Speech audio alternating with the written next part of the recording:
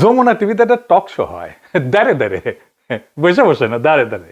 সব জায়গায় বসে বসে টক শো হয়, উটি দাঁড়ে দাঁড়ে হয়। উটি দাঁড়ে দাঁড়ে করে কেন জানেন? টক শো আপনাদের মনে প্রশ্ন জাগেনি কেন দাঁড়ে দাঁড়ে টক শো করে? জানেন না? আমি জানি। ডাক্তারি মতে সবচেয়ে বেশি পাদ বের হয় বসা অবস্থা। কারণটা হইলো বসলে পেটের ভেতরে চাপ বাড়ে।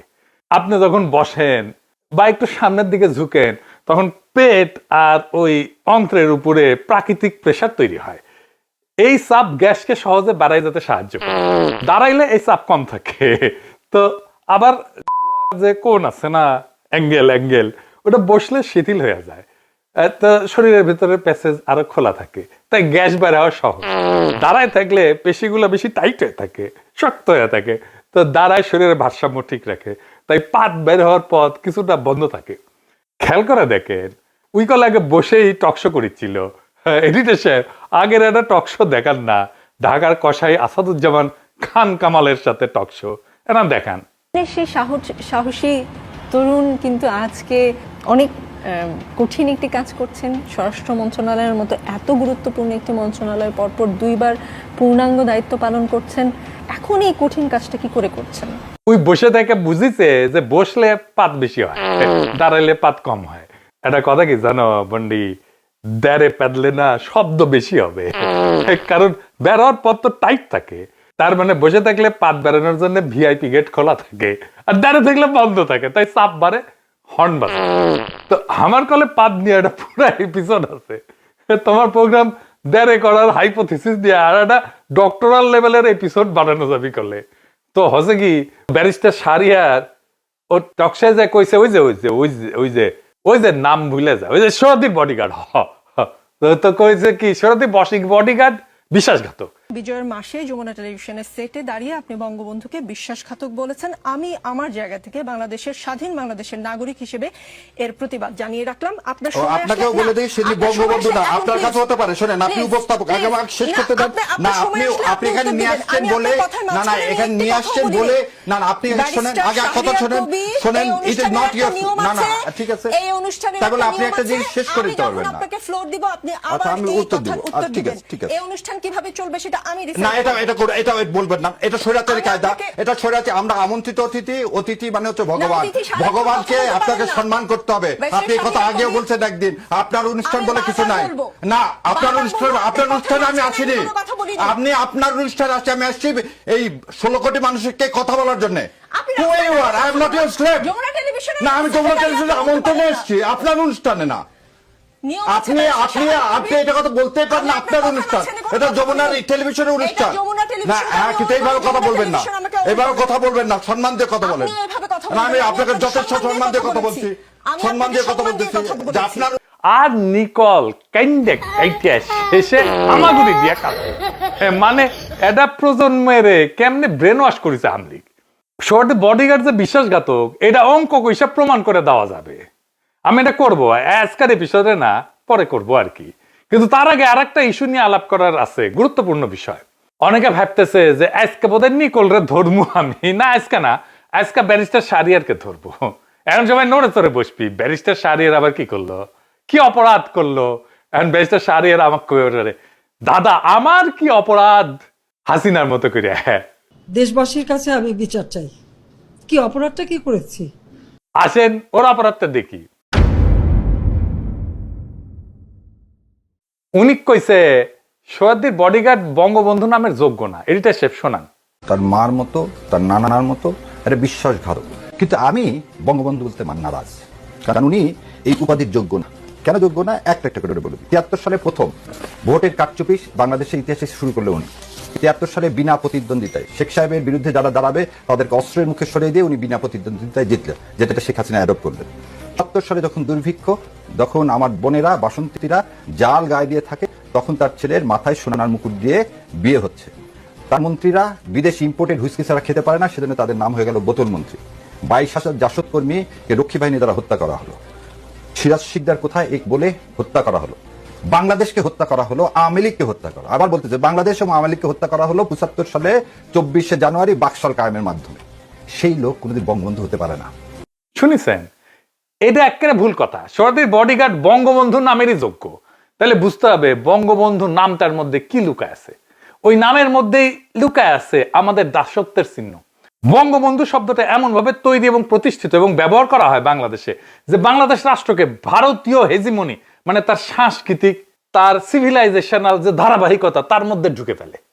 এটাই হলো ভাষার ভেতরে লুকানো রাজনীতি। রাজনীতির বাহন কলে ভাষা, ভাষা দিয়েই রাজনীতি তৈরি হয়। ভাষার মধ্যেই আপনার রাজনীতি খুঁজতে হবে। আমি ব্যাখ্যায় পরে যাব, আগে আসেন আমরা এই বঙ্গ এই শব্দটার মানে বুঝে আসি, আর বন্ধু এই শব্দটারও মানে বুঝে আসি। আজকের এপিসোডের পর আওয়ামী লীগ বঙ্গবন্ধু শব্দটা আর ইউজ করবে না। হাসিনা আমলে ওর জয় বাংলা স্লোগান ইউজ করা বন্ধ করে দিয়েছিলাম। ওই একই কাজ করবো আমরা বঙ্গবন্ধু শব্দটা নিয়ে। আসেন শুরু করি আল্লাহর নামে। আচ্ছা কন্ত, কেন উনার উপাধি বাংলা বন্ধু হইল না? কেন বাংলাদেশের বন্ধু হইল না? কেন বঙ্গ? আজ আর একটা কথা বলি। পাকিস্তান হইল বাংলা ভাগ হইল, পূর্ব দিকে পূর্ব বাংলা, পশ্চিম দিকে কি কি পশ্চিম বাংলা না, পশ্চিমবঙ্গ। ওইটা কেন পশ্চিম বাংলা হইল না? আচ্ছা আপনারা জানেন রয়ের চিত্তরঞ্জন সুতার বাংলাদেশে হিন্দুদের নিয়ে একটা স্বাধীন দেশ গঠনের আন্দোলন করেছিল। নাম কি ছিল জানেন? স্বাধীন বঙ্গভূমি আন্দোলন। কেন বঙ্গভূমি, কেন বাংলা ভূমি না? কারণ বঙ্গ এই শব্দটা সংস্কৃতি ঘেঁষা এবং মূলত হিন্দু ভারতীয় পরিভাষা, আর বাংলা শব্দটা মুসলিম শাসন পর্বে প্রতিষ্ঠিত। ভারত বাংলা বলে না, বলে বঙ্গ। আমি আপনাকে 18টা খুব বিখ্যাত বইয়ের শিরোনাম আর লেখকের নাম দেখাই। বইয়ের বিষয় বাংলা, কিন্তু শিরোনাম কি দেখেন?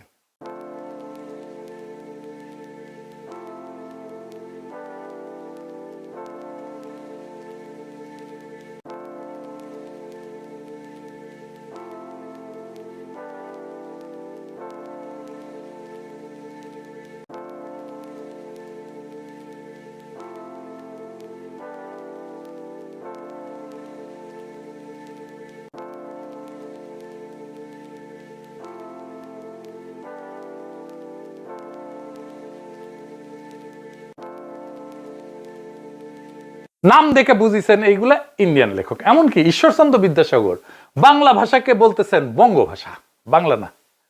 কেন কেন কেন কেন? এই প্রশ্নের উত্তর পাইলে বুঝবেন যে কেন বঙ্গবন্ধু, আর বঙ্গবন্ধু মানেটা আসলে কি। বঙ্গ শব্দের উৎস স্পষ্টভাবে প্রাচীন ব্রাহ্মণিক সংস্কৃতি ঘেঁষা। প্রাচীন ভারতীয় এটা জিও কালচারাল শব্দ। মহাভারতে বঙ্গ আছে, বঙ্গ পুরাণে আছে, রঘুবংশে আছে, বৃহৎ সংহিতা আছে, পাণিনির অষ্টাধ্যায়ীতে আছে। বাংলা নাই, বঙ্গ। মহাভারতে বলা হয়েছে অঙ্গ বঙ্গ কলিঙ্গ, এই রাজ্যগুলা এই জনপদের নাম হিসেবে ব্যবহৃত। এটাই বাংলা আসলে। তার মানে বঙ্গ শব্দটা সংস্কৃতি ভিত্তিক ব্রাহ্মণিক ঐতিহ্যের ভাষা প্রকৃতির অংশ। কালিদাসের রঘুবংশ কাব্যে রঘুর দিগ্বিজয়ে বঙ্গ দখলের উল্লেখ আছে। বৃহৎ সংহিতায় বঙ্গকে একটা নক্ষত্র এবং দিক সংক্রান্ত রাজ্য হিসেবে উল্লেখ করা হয়েছে। এই বঙ্গ ধারণাটা সম্পূর্ণই মুসলিম আগমনের আগের পরিভাষা এবং বৈদিক পরবর্তীকালের রাজনৈতিক ভৌগোলিক ধারণার একটা অংশ। আর বাংলা শব্দ এইটার জনপ্রিয়তা এবং প্রশাসনীকরণ এটা মুসলিম শাসনকালে এবং তুর্কি আফগান মুঘল প্রশাসনে এটার প্রাতিষ্ঠানিক ব্যবহার শুরু হয় 1200 থেকে 1300 শতকের পর থেকে। বাংলা শব্দটা রাজস্বের নথি, ফার্সি দলিল, তারপরে বিদেশি ভ্রমণ কাহিনী এবং পরবর্তীতে মোগল সুবা হিসাবে আনুষ্ঠানিকভাবে রাষ্ট্রীয় পরিচয়ে প্রতিষ্ঠিত হয়। ইবনে বতুতার লেখা যদি দেখেন, ওইখানে কিন্তু উনি বঙ্গ বলেননি, বঙ্গাল বলছে বা বাংলা বলছে। তুর্কি আমলে দলিল পত্রে বাংলা রাজত্ব বলা হয়েছে, সালতানাতি বাংলা। 16 শতকে মুঘল প্রশাসনে আকবরের আমলে পুরো অঞ্চলকে সুবে বাংলা বলা হয়েছে। আইনি আকবরীতে যে রাজস্ব দলিল যেটা, সেটা স্থানীয় পরিচয় বলা হয়েছে বাংলা। ফরাসি পর্যটক আসছিলেন ফ্রাসো বার্নিয়া, সেও বাংলা বলছে তার লেখায় এই অঞ্চলকে। তার মানে হইতেছে মুসলিম শাসনকালে বঙ্গ থেকে বিচ্ছিন্ন হইয়া বাংলা শব্দটা রাষ্ট্রীয়, ভৌগোলিক এবং জনসমষ্টির পরিচয় হয়ে ওঠে। যেখানে বঙ্গ ছিল রাজ্য বা জনপদের নাম, বাংলা ছিল দেশ, জনসমষ্টির নাম। কিন্তু তারপরেও বঙ্গ শব্দটা ভারতীয় এলিট ব্যবহৃত পরিভাষা হিসেবে টিকে থাকে এবং উপনিবেশিক ভারতেও ভূগোল এবং সাহিত্যিক অভিজাত পরিভাষা হিসেবে বঙ্গ শব্দটাই ভারতীয়রা ব্যবহার করতে শুরু করে। যারা ব্রাহ্মণ, হিন্দুত্ববাদী, মধ্যবিত্ত বাঙালি হিন্দু সমাজ, ভদ্র সমাজ, যারা ইংরেজি শিক্ষিত তাদের সাহিত্যিক চর্চায় বঙ্গ, বঙ্গদেশ, বঙ্গভূষণ, বঙ্গনারী, বঙ্গ সাহিত্য এই সমস্ত শব্দগুলো প্রাধান্য পায়, কারণ তারা নিজের পরিচয়কে সংস্কৃত নির্ভর ব্রাহ্মণিক ঐতিহ্যের মধ্যে খুঁজে পায়। বঙ্কিমচন্দ্রই বঙ্গ দর্শন লিখছে, বঙ্গদেশের ইতিহাস লিখছে। রবীন্দ্রনাথ বঙ্গমাতা, বঙ্গভাষা এই সমস্ত ব্যবহার করছে। এমনকি ভারতের স্বাধীনতার পরেও পশ্চিমবঙ্গ নাম বাংলা হয় না, পশ্চিম বাংলা হয় না, পশ্চিমবঙ্গ হয়।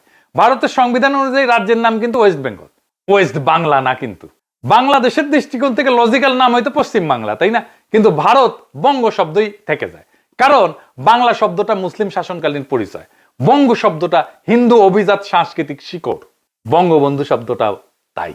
বঙ্গবন্ধুর বঙ্গ শব্দটাও অভিজাত হিন্দু সাংস্কৃতিক শিকড় থেকে আসছে। ভারতের রাষ্ট্রীয় পরিচয় সংস্কৃত ঘেঁষার নাম ব্যবহার করার প্রবণতা আছে কিন্তু, যেমন ওড়িশা থেকে ওডিশা করছে, মাইসোর থেকে কর্ণাটক করছে, বেঙ্গল থেকে বাংলা করার বদলে কিন্তু তারা ধরে রাখলো বঙ্গকেই, বেঙ্গলকেই। অর্থাৎ ভারতের দৃষ্টিতে বাংলা হইতেছে ইসলামিক ভাষা, মুসলিম প্রশাসনিক ভাষা, মুসলিম প্রশাসনিক রঙে রঞ্জিত। সেই পরিচয় এড়ায় তারা বঙ্গ এই পরিচয়টাকে ধরে রাখে। যেমন আগে বলছি যে বাংলাদেশের হিন্দু পৃথক রাষ্ট্রের দাবির আন্দোলনের নাম হয় বঙ্গভূমি। এই আন্দোলন যদি হিন্দু আবাসভূমির দাবি করে তার নাম বাংলাভূমি না, বঙ্গভূমি রাখাটাই লজিক্যাল, কারণ বঙ্গভূমি নামটা সংস্কৃতি ভিত্তিক। ভূমিও সংস্কৃত শব্দ, বঙ্গ সংস্কৃত শব্দ, এই দুইটাকে মিলায় একটা স্পষ্টভাবে হিন্দু ধর্মীয় ব্রাহ্মণিক সংস্কৃতিকে রাষ্ট্র পরিচয় তৈরি করার একটা চেষ্টা করা হয়েছিল। হিন্দু জাতীয়তাবাদী গোষ্ঠীর কাছে বাংলা শব্দটা মুসলিম সুলতানি রাষ্ট্রের নাম, মুসলিম জনগোষ্ঠীর রাষ্ট্রীয় পরিচয়। এটা মুসলিম সংখ্যাগরিষ্ঠ বাংলাদেশের ইতিহাসের সাথে যুক্ত, তাই তারা দাবি করে বঙ্গভূমি হিন্দু ভূমি, বাংলা ভূমি না। কিন্তু সেই কারণে রাজনৈতিকভাবে বঙ্গ শব্দটা তাদের পক্ষে বেশি উপযোগী। হিন্দু ইতিহাস মানে বঙ্গরাজা, বঙ্গীয় সভ্যতা, বঙ্গদেশ, বঙ্গসেনা, এইটাই হিন্দুত্ববাদের ভাষাগত শিকড়। আমি লিটারেচার থেকে কিছু উদাহরণ দিই। ধরেন মাইকেল মধুসূদন দত্ত, হে বঙ্গ ভান্ডারে তব বিবিধ রতন। এইখানে বঙ্গ একটা সভ্যতা ভিত্তিক পরিচয়, রাষ্ট্রভিত্তিক না কিন্তু। অর্থাৎ বঙ্গ মানে কোন রাজনৈতিক সত্তা না, বরং একটা সাংস্কৃতিক শিকড়। এই বঙ্গ শব্দটা উচ্চকিত, বর্ণময়, ক্লাসিক্যাল।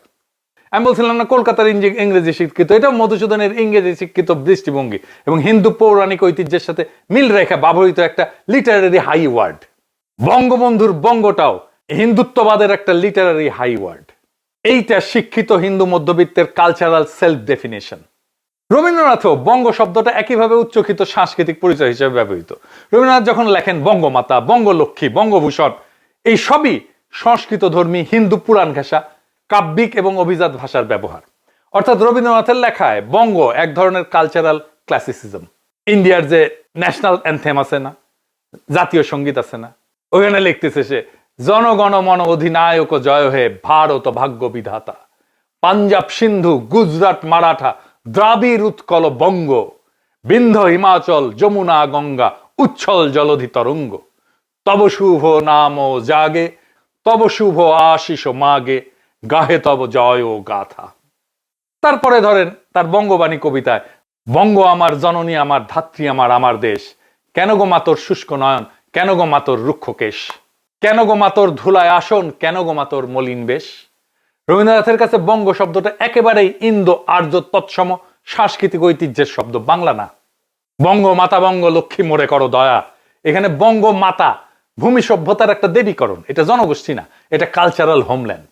তাহলে এখন আমার ক্ষুদ্র ভ্রাতার ভগিনীর প্রশ্ন তুলতে পারবেন, তাহলে কেন রবীন্দ্রনাথ আমার সোনার বাংলা লিখলো? গুরুত্বপূর্ণ প্রশ্ন। রবীন্দ্রনাথ আমার সোনার বাংলা কেন লিখছিলেন, এটার উত্তর দিতে হইলে তিনটা স্তর বুঝতে হবে। গানটা কখন লেখা, কোন রাজনৈতিক পরিস্থিতিতে লেখা, কেন বাংলা শব্দটা বেছে নেওয়া হলো, বঙ্গ না। গানটা লেখা হয়েছিল 1905 সালের বঙ্গভঙ্গের প্রতিবাদে। আপনি খেয়াল করেন, বঙ্গভঙ্গ, বাংলা ভঙ্গ না কিন্তু, বঙ্গভঙ্গ। 5 সালে লর্ড কার্জন বঙ্গভঙ্গ ঘোষণা করে। পশ্চিম অংশ যেটা পশ্চিমবঙ্গ, আর পূর্ববঙ্গ যেটা মুসলিম সংখ্যাগরিষ্ঠ ঢাকা রাজধানী হবে, নবগঠিত আসাম বাংলা প্রেসিডেন্সি হবে। এই সময় হিন্দু স্বদেশী আন্দোলন প্রবলভাবে সামনে আসে এবং তারাই বঙ্গভঙ্গকে বাধা দেয় এবং শেষ পর্যন্ত বঙ্গভঙ্গ হইতে পারেনি। রবীন্দ্রনাথ গানটা লেখে বঙ্গভঙ্গ রদ আন্দোলনের মাস মোবিলাইজেশন তৈরির জন্য। এইখানে অত্যন্ত গুরুত্বপূর্ণ বিষয়, রবীন্দ্রনাথ বঙ্গমাতা, বঙ্গ, বঙ্গভূমি এই শব্দ বহুবার ব্যবহার করছেন সাহিত্য জীবনে, কিন্তু এই গানটাতে তিনি বঙ্গ না বাংলা বেছে নিলেন। এটা কাকতালীয় না, এটা চিন্তাশীল রাজনৈতিক সিদ্ধান্ত। কেন রবীন্দ্রনাথ বঙ্গ শব্দটা ব্যবহার করলেন না? কারণ বঙ্গ শব্দটা হিন্দু ভদ্র সমাজের সংস্কৃত ঘেঁষা অভিজাত শব্দ। ফলে তিনি যদি গান লিখতেন আমার সোনার বঙ্গ, তাহলে সেটা হিন্দু ভদ্রলোকদের গান হতো। মুসলমান কৃষক পূর্ববঙ্গের দরিদ্র কৃষকদের গান হইতো না। এই পূর্ব বাংলার দরিদ্র মানুষেরা সেই শব্দে নিজেদের অস্তিত্ব খুঁজে পাইত না। রবীন্দ্রনাথ এটা গভীরভাবে জানতেন। বাংলা শব্দটা তখনকার সাধারণ মানুষের ভাষা এবং সবচেয়ে গুরুত্বপূর্ণ, এটা মুসলমান জনগোষ্ঠীকে সমানভাবে স্পর্শ করবে। সেই জন্যেই তিনি আমার সোনার বাংলা লিখছেন, আমার সোনার বঙ্গ লেখেননি। তাইলে বুঝতে পারতেছেন তো, বঙ্গবন্ধু আসলে বাংলাদেশের মানুষের বন্ধু না। সে ভারত বাংলাদেশকে যেই বঙ্গ হিসাবে পাইতে চায়, তার ফিজিক্যাল এমবডিমেন্ট, সোহরাওয়ার্দীর বডিগার্ডকে নিয়ে ইন্ডিয়ার যে উচ্ছ্বাস, তা শুধু এই কারণে না যে পাকিস্তান ভাঙছে, বরং এই কারণে যে সে তার মিথিক্যাল ভারতের অংশ যে বঙ্গ, সেটাকে সে ফিরায় আনার বন্ধু। সে আসলেই অখণ্ড ভারতের বন্ধু, সেই বঙ্গের বন্ধু। সেই জন্যই সে বঙ্গবন্ধু। অর্থাৎ বঙ্গবন্ধুর নামটা গঠিত হয়েছে ভারতীয় ভাষা সংস্কৃতির কাঠামোর ভেতরে। এইবার আসেন, এই সামান্য একটা শব্দ দিয়া ইন্ডিয়া কিভাবে আমাদের রাজনীতিকে নিয়ন্ত্রণ করছে সেটার একটা হদিশ নেই। এইখানে পিয়ার বর্দিওর একটা আলাপ লাগবে। এই বঙ্গবন্ধু এটা বোঝার জন্য জরুরি। পিয়ার বর্দিও ছিলেন একজন ফ্রান্সের প্রভাবশালী সমাজবিজ্ঞানী, দার্শনিক এবং একজন পাবলিক ইন্টেলেকচুয়াল। 20 শতকের সামাজিক তত্ত্বের সবচেয়ে গুরুত্বপূর্ণ চিন্তাবিদদের তিনি একজন। তার গবেষণা মূলত ক্ষমতা, প্রতীকী আধিপত্য, শিক্ষা, সাংস্কৃতিক পুঁজি, রুচি এবং ভাষার রাজনীতি নিয়ে। আমরা যে বলি না social capital, cultural capital, symbolic capital, এইটা বর্দিওর ধারণা, এটা অরিজিনাল ধারণা।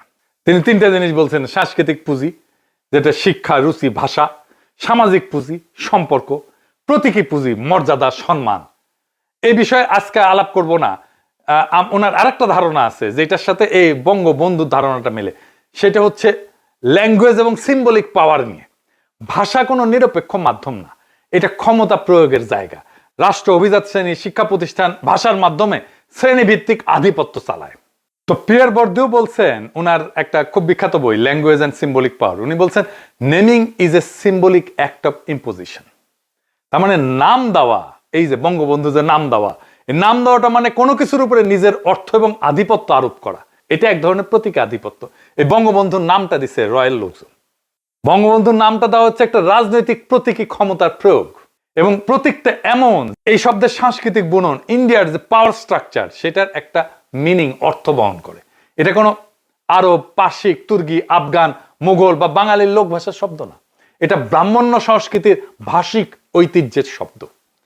এখানে ভাষা নিজেই একটা সাংস্কৃতিক উত্তরাধিকার বহন করে, যা রাজনৈতিক অর্থ তৈরি করে, পলিটিক্যাল মিনিং তৈরি করে। গ্রামসিও বলছেন যে একটা শব্দকে ন্যাচারালাইজ করা। গ্রামসি লিখছেন যে হেজিমনি বা কর্তৃত্ব, এটা এক্সারসাইজ হয় সংস্কৃতি এবং কমন সেন্স দিয়ে। বঙ্গবন্ধু শব্দটা ক্রমান্বয়ে এককভাবে সাধারণ বোধে বা কমন সেন্স বানানো হয়েছে, যে এই শব্দকে প্রশ্ন করা মানে রাষ্ট্রীয় সংস্কৃতি হেজিমনিকে প্রশ্ন করা, আমাদের ঐতিহ্যকে প্রশ্ন করা। এই জন্যই নিকল কান্দে। কিন্তু মূল বিষয়টা হইল শব্দটার সাংস্কৃতিক উৎস ভারতীয়, শব্দটার রাজনৈতিক ব্যবহার বাংলাদেশের রাষ্ট্র পরিচয়ের কেন্দ্রে। ফলে ভারতীয় সংস্কৃতি বাংলাদেশের রাষ্ট্র পরিচয়ের ভেতরে সাংকেতিকভাবে স্থাপিত হয়ে গেছে। এটাই হেজিমনি, এটাই কর্তৃত্ব, এটাই সাংস্কৃতিক কর্তৃত্ব। একটা শব্দ ব্যবহার করতে করতে করতে করতে আমরা ভুলে যাই এর সাংস্কৃতিক আদি উৎস কোথায়। জর্জ ল্যাকফ একজন আমেরিকান কগনিটিভ ভাষা বিজ্ঞানী আর কি, দার্শনিক এবং রাজনৈতিক ফ্রেমিং বিশ্লেষক। ওনার অনেক তথ্য আমি আমার কাজে, এপিসোড তৈরিতে ব্যবহার করি। আপনারা হয়তো খেয়াল করলে বুঝবেন পরে। ক্যালিফোর্নিয়া ইউনিভার্সিটি এবং বার্কলে ইউনিভার্সিটির ভাষা তত্ত্ব বিভাগের অধ্যাপক ছিলেন দীর্ঘদিন। তো উনার ফ্রেমিং বলে একটা আইডিয়া আছে, পলিটিক্যাল ফ্রেমিং। বঙ্গবন্ধু একটা সিভিলাইজেশনাল ফ্রেম উনার আইডিয়া অনুসারে। উনি বলছেন ফ্রেমই আমাদের পলিটিক্যাল রিয়ালিটি, রাজনৈতিক বাস্তবতাকে বুঝতে শেখায়। উনি বলছেন যে মানুষ তথ্য দিয়ে না, ফ্রেম দিয়ে রাজনীতি বোঝে। বঙ্গবন্ধু ফ্রেমটা অবচেতনভাবে একটা সিভিলাইজেশনাল বার্তা দেয়। এই ফ্রেমের ভিতরে লুকানো সাংস্কৃতিক কাঠামো, বঙ্গ যেটা ভারতীয় ভূগোল সভ্যতার একটা অংশ, একটা সাংস্কৃতিক ধারা, বন্ধু একটা সংস্কৃত শব্দ, হিন্দু দর্শন, বেদান্তিক নৈতিকতার ভাষা। এই শব্দটার গঠনই উপমহাদেশীয় হিন্দু সংস্কৃত নেমিং ট্র্যাডিশন, নাম দেওয়ার ট্র্যাডিশন, নাম দেওয়ার রীতি। এটার রাজনৈতিক বার্তা এটাই যে বঙ্গ ভূখণ্ডকে এমন ভাবে কল্পনা করো যেন তা বৃহত্তর ভারতীয় সভ্যতার সাংস্কৃতিক অংশ। অতএব ফ্রেমটা ভাষার ভেতরে ভারতীয় সিভিলাইজেশনকে নর্মালাইজ করে ফেলে। এটা আর একটু গভীরে বুঝে দেখি।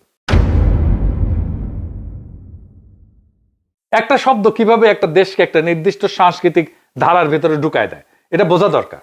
বঙ্গবন্ধু শব্দটা শুনলে আমরা বুঝি একজন মানুষ দেশের নৈতিক রক্ষক, ইতিহাস তার চারপাশ দিয়ে সাজানো, তাকে কেন্দ্র করে বাংলাদেশের ইতিহাস আবর্তিত হয়। কিন্তু এই শব্দটা ভাষাগত শিকড় কোথায়? এই প্রশ্ন আসলে ভারতীয় হেজিমনির দরজাটা খুলে দেয়। বঙ্গ এবং বন্ধু এই দুইটাই ভারতীয় সংস্কৃত শব্দ, এখানেই শুরু। বঙ্গ ভারতের প্রাচীন ভূগোল, বন্ধু শব্দটা খাঁটি সংস্কৃত শব্দ। বন্ধু মানে রক্ষক, অভিভাবক, সৎ আত্মীয়। অর্থাৎ এই উপাধিটা ভারতীয় ভাষিক সাংস্কৃতিক পরম্পরা সিলসিলা এইটা ব্যবহার করে তৈরি। যখন রাষ্ট্র এই শব্দটাকে কেন্দ্র করে জাতির ইতিহাস সাজায়, তখন রাষ্ট্রের পুরো রাজনৈতিক কল্পনায় দাঁড়ায় যায় ভারতীয় সভ্যতার শব্দ ভাণ্ডারের উপরে। এর ফলে জনগণের অবচেতন মনে প্রতিষ্ঠিত হয় আমাদের রাষ্ট্র পরিচয়ের কেন্দ্রে ভারতীয় সাংস্কৃতিক ভাষা পরম্পরা আছে, আমাদের রাষ্ট্র পরিচয়ের কেন্দ্রে আছে ইন্ডিয়ান সিলসিলা। এটাই হেজিমনির প্রথম ধাপ। এই ফ্রেমটা ভারতীয় সভ্যতাকে বাংলাদেশি পরিচয়ের স্বাভাবিক অংশ বানায় ফেলে। গ্রামসি বলছিলেন যে হেজিমনি এমন ভাবে ধারণা চাপায় দেয় যাতে মানুষ বুঝতেই না পারে যে তাকে কিছু চাপায় দেওয়া হয়েছে। বঙ্গবন্ধু শব্দটা দিয়া বাংলা ভূগোলকে ভারতীয় সভ্যতার সঙ্গে জুড়ে দেওয়া হয়েছে। রাজনৈতিক নেতৃত্বকে ধর্মীয় নৈতিক অভিভাবক টাইপ করে তুলছে। জাতির উৎপত্তিকে এমন ভাবে সাজাইছে যাতে ভারতের সাংস্কৃতিক টান স্পষ্ট থাকে। ফলে কি হয়? এই যে হাসিনার ফ্যাসিবাদ, এই হাসিনার ফ্যাসিবাদ এইভাবেই চলে আসছে, হাসিনার ফ্যাসিবাদ এইভাবেই স্বাভাবিক হয়ে গেছে। আবারও হাসিনা ফিরে আসার চেষ্টা করতেছে এই নামকে ধরেই। এই জন্য আমরা 32 নম্বর ভেঙে দিছি, আবারও ভাঙবো দরকার হইলে। ভারতীয় সাংস্কৃতিক নেতৃত্ব দেশের গল্পের ভেতরে স্বাভাবিক হয়ে যায় তখন। ইসলামী নাম বলেন, তুর্কি বলেন, আফগান বলেন, পার্সিক বলেন, লোকজ নাম বলেন, এই সাংস্কৃতিক উপাদানগুলো তখন অদৃশ্য হয়ে যায়। এটাই কালচারাল ন্যাচারালাইজেশন, হেজিমনির দ্বিতীয় স্তর। এবং এই শব্দটা রাষ্ট্র পরিচালনার নৈতিক কেন্দ্র বানায় ফেলছে। তার মানে ভারতীয় নৈতিক কাঠামো আমদানি। বন্ধু শব্দটা সাধারণ বন্ধু না, সংস্কৃতিতে বন্ধু একটা নৈতিক ধর্মীয় শব্দ। এটা যুক্ত থাকে আত্মীয়তা, রক্ষা, ধর্ম, কর্তব্যের ধারণার সাথে। যখন রাষ্ট্র এই শব্দটাকে পবিত্র রাজনৈতিক উপাধিতে রূপান্তর করে, তখন রাষ্ট্রের নৈতিক শিক্ষা, নৈতিক ভাষা ভারতীয় কাঠামো দিয়ে সাজানো হয়ে যায়। আপনি বলেন না বাংলাদেশে এত এত ইন্ডিয়া প্রেমী কেমনে আসলো? এই যে এইভাবে আসছে। বাংলাদেশের রাষ্ট্র পরিচয়তে বাংলাদেশের সাধারণ মানুষের যে ধর্মীয় চেতনা তার নৈতিক ধারার উপরে প্রতিষ্ঠিত না, সংস্কৃত নৈতিক ধারার উপরে দাঁড়ানো। এটাই হেজিমনির তৃতীয় স্তর, নৈতিক বয়ানের দখল। বঙ্গবন্ধু এই ফ্রেমটার বিরোধিতা মানে অকৃতজ্ঞতা। হাসিনা বলতো না অকৃতজ্ঞ জাতি। ভারতীয় রাজনৈতিক নৈতিকতা, ভারতীয় ধর্মগ্রন্থ, পুরাণ, মহাকাব্য সব জায়গায় রাজা, অভিভাবক বা রক্ষকের অবাধ্য হওয়া এটা একটা নৈতিক অপরাধ। এই নৈতিক কাঠামো হুবহু আসে বঙ্গবন্ধু ফ্রেমে। বিরোধিতা মানে অকৃতজ্ঞতা, সমালোচনা মানে অপবিত্রতা, যুক্তি মানে নৈতিক ব্যর্থতা। রাজনৈতিক বিরোধিতা ভারতীয় যে নৈতিক সংস্কৃতি, মরাল যে কালচার, সেটার ভেতরের কাঠামো দিয়ে বিচার করতে থাকে। এটাই এথিক ও পলিটিক্যাল হেজিমনি। এটাই আমাদের ক্ষেত্রে ঘটছে। বঙ্গবন্ধু শব্দটা এত স্যাক্রেড, এত পবিত্র, এইটাই হচ্ছে ভারতীয় রাজনৈতিক ধর্মতত্ত্বের প্রতিফলন। নিকলরা কান্নাকাটি শুরু করে দেয়। একজন নিকৃষ্ট স্বৈর শাসক, হাসিনার ফ্যাসিবাদের আইকন, তার নামে কিছু বললেই কান্নাকাটি শুরু করে দেয়। কেন? ভারতীয় উপমহাদেশে রাজনৈতিক নেতৃত্বকে দেব সদৃশ্য করে দেখার ইতিহাস আছে। রাজা মানে ধর্ম রক্ষক, মহাত্মা মানে নৈতিক অভিভাবক, গুরু, বন্ধু, পথ প্রদর্শক। বঙ্গবন্ধু নামটা ঠিক এই জায়গাটাই দখল করে। একজন মানুষকে রাজনৈতিক নেতা না, নৈতিক পবিত্র অভিভাবক করে তোলে। এটা সরাসরি ভারতীয় রাজনৈতিক সাংস্কৃতিক ঐতিহ্যের প্রভাব। এর শেষ ফল কি? নিকলের কান্নাকাটি। বঙ্গবন্ধু নামের ফ্রেম বাংলাদেশি জাতির কল্পনাকে ভারতীয় সাংস্কৃতিক মানচিত্রে স্থাপন করে। সবার সে তাইলে কি ঘটে? রাষ্ট্রের উৎপত্তি ভারতীয় ভাষিক কাঠামোর মধ্যে ঢুকে যায়। ইতিহাস ভারতীয় নৈতিক ধারায় সাজানো হয়। বিরোধিতা ভারতীয় নৈতিক শব্দে বিচার করা হয়। নেতৃত্ব ভারতীয় পবিত্রতার মানদণ্ডে মূল্যায়িত হয়। জাতির আত্মপরিচয় ভারতীয় সভ্যতার ধারাবাহিকতার অংশ হিসেবে দেখা হয়। এটাই ইন্ডিয়ান কালচারাল হেজিমনি। এটা জোর করে চাপায় দেয়নি, এটা ভাষার ভেতর দিয়ে, ফ্রেমের ভেতর দিয়ে নিজে থেকেই মানুষের মনে জায়গা করে নিছে। তাই বঙ্গবন্ধু নামটা শুধু রাজনৈতিক উপাধি না, এটা এমন একটা সাংস্কৃতিক ফ্রেম যা বাংলাদেশের রাষ্ট্র পরিচয়কে ভারতীয় সভ্যতা, ভাষা, নৈতিক কাঠামোর মধ্যে বসায় দেয়। এভাবে ভারতীয় হেজিমনি সফট পাওয়ার দিয়ে প্রতিষ্ঠা পায়। এই জন্যই দেখেন একটা নিকৃষ্ট স্বৈরাচার হইলেও তার পবিত্রতায় নুয়ে পড়ে এক একটা মাল, এবং নুয়ে পড়াটাকেই সে তার পবিত্র দায়িত্ব বলে মনে করে, দেশপ্রেমিক কর্তব্য বলে মনে করে আমি একটা মহান কাজ করে ফেলছি। তো এতক্ষণ যে আলাপটা করলাম সবকিছুর খেই এক জায়গায় গিয়ে মেলে, সেটা হইতেছে একটা শব্দ। সেই শব্দটা বঙ্গবন্ধু। একটা শব্দের ভেতরে কি থাকতে পারে? একটা নাম, একটা স্মৃতি, একটা আবেগ, এই তো, তাই না? না, এখানে না, এখানে আপনি ঠকছেন। এই যে একটা শব্দের ভেতরে গুজে রাখা হয়েছে পুরো একটা সভ্যতা, পুরো একটা ক্ষমতার হিসাব, আর আপনার রাষ্ট্রকে কার হাতে বাধা থাকবে সেই সিদ্ধান্ত।